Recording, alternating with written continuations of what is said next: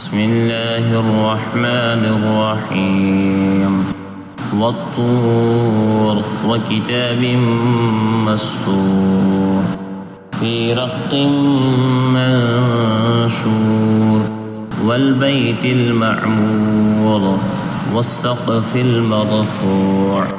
والبحر المسجور إن عذاب ربك لواقع ما لهم من دافع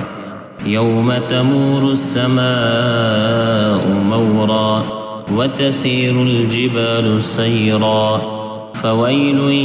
يومئذ للمكذبين الذين هم في خوض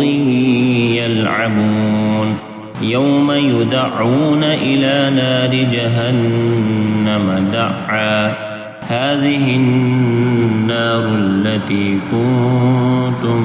بها تكذبون أفسحر هذا أم أنتم لا تبصرون اصلوها فاصبروا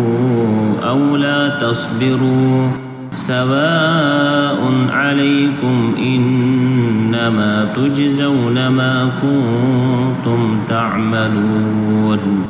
إن المتقين في جنات ونعيم فاكهين بما